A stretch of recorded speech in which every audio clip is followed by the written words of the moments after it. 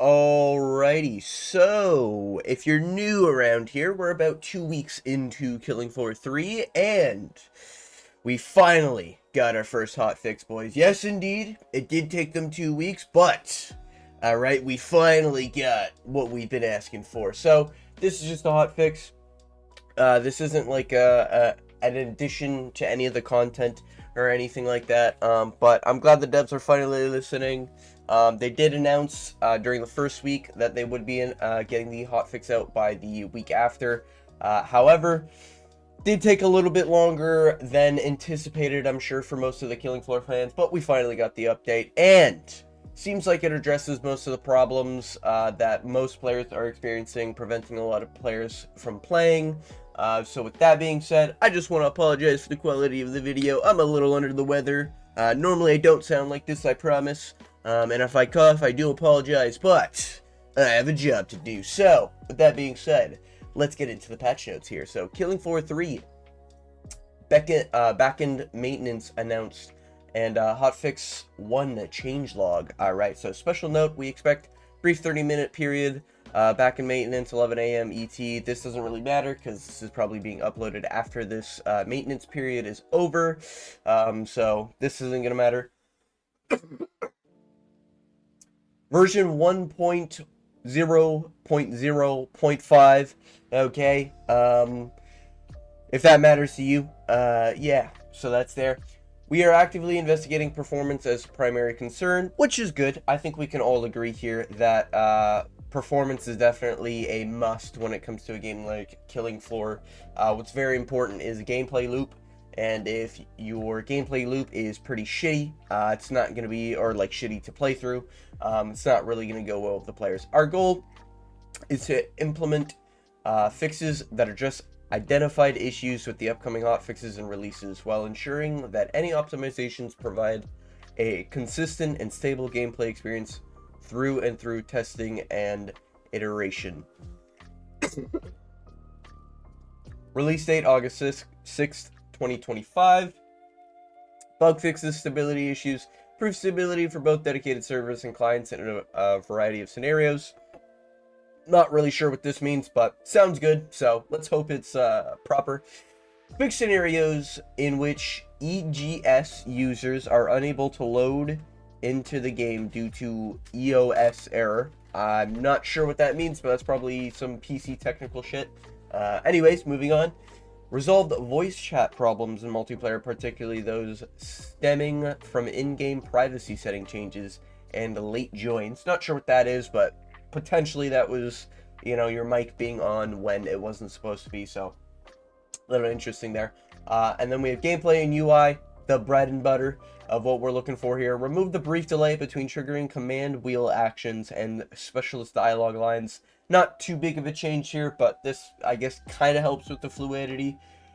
Addressed problems with the late joining players spawning with the custom starter weapons, irrespective of their chosen weapons or operational budget. Now, if you're wondering what this is, if you joined late, maybe you're a solo player and you haven't really touched multiplayer at all or seen any videos on it.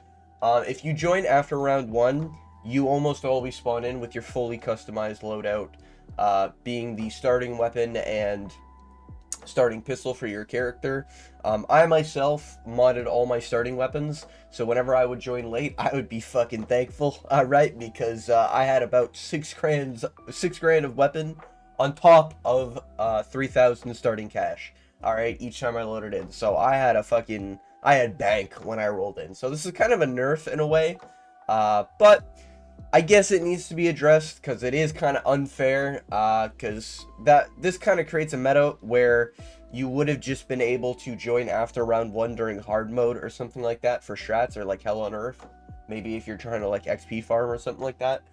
So I guess that's kind of what it's there for. But alright, I'm glad it's there. Yes, not really too happy about a nerf, but it is what it is. Resolved inconsistencies between tool stock value and active available charges at the trader. I've experienced this a few times. I accidentally ended up spending a lot of time when you're autofilling. You end up just buying your tool a bunch of times, even though it's a 0 out of 3 or whatever it was. So I've experienced this. I'm glad this is corrected. Corrected an issue where changes to tools in the Ready Up lobby were not applied to late joining players. This is a W change. I can't tell you how many times there's a firebug at a lure when I wanted a fucking multi-tool on because I noticed no one's running a multi-tool, or instances like that. So I'm glad this is finally fixed. Felt like that was unintentional. Glad they finally fixed that. Fixed the message of the day banner not being visible on the start menu. I guess that's good. Not really too picky there. But yeah, fixed the desktop icon for EGS owners. No idea what that is. Moving on, added additional UI feedback at the end of weapon mod crafting. Okay, I'm not too sure what that implies. Probably gonna have to test that out, but alright then. Visuals improved. Visuals issues where shadows incorrectly appeared around said limbs and gore pieces. I didn't really experience any of that, but I'm sure that probably happened to some players. Short, work in progress, list of items being worked on. All items subject to move as work continues. Includes overall performance and stability. Performance spikes. Several fixes are currently planned to be included in next week's update. So we're getting an update next week. Hey, looks like we're continuing the hot fixes. Let's fucking go. Matchmaking issues including fix to infinite matchmaking is currently planned to be included in next week's update. That's a pretty big update. I've experienced that. I'd say once every 5 matches I get probably an infinite match loop and I have to reload and come back in. But glad they're finally getting to it. But this seems like it's for next week, so keep in mind, this update does not include these fixes here, but this is something they're working on. They're actively aware that it's a problem. Investigating why players are loading into a broken VTOL lobby. I haven't seen that, I don't think, so that's an interesting one. Any other critical issues such as player inputs sometimes not being able to read both on rebound and non-rebound keys. Interesting, I haven't experienced that. Incorrect ammo consumption for reserves during matches currently planned to be included in next week's update. That's pretty good. Addressed a bug where late joining players would see inactive sound making headless Zeds currently planned to be included. This I have seen. I think this is the like the corpses that are just dancing, I guess, going through a death animation when you join a game, and you'll just see fucking clots and cysts just like chilling, you know, hitting the gritty. And then you can shoot their limbs off and everything. They're still just hitting the gritty and they just don't go away. Issues causing players to enter a bad server state, resulting in stuttering movement and unresponsive during online play. Currently planned to be included in next week's update. This is really big. I've noticed it recently. There's been a few games where I've gotten a lot more stutter. So hopefully they can fix that.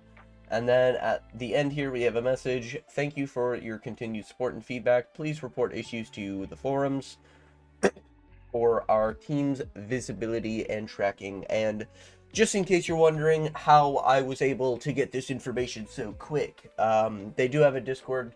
You can feel free to go to their Killing Floor 3 Discord from Tripwire Interactive, and you'll be able to get all the news updates as soon as everyone else in the community does. So that has been the hot fix. That has been the details.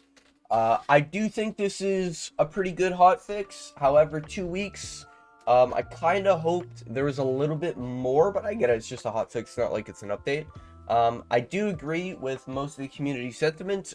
There's a lot of things in this game that needs to be fixed. I hope this resolves a lot more of the crashing problems. I didn't really see a lot of the crashing fixes in the dialogue here, but or in the notes here, but hopefully this has fixed a lot of the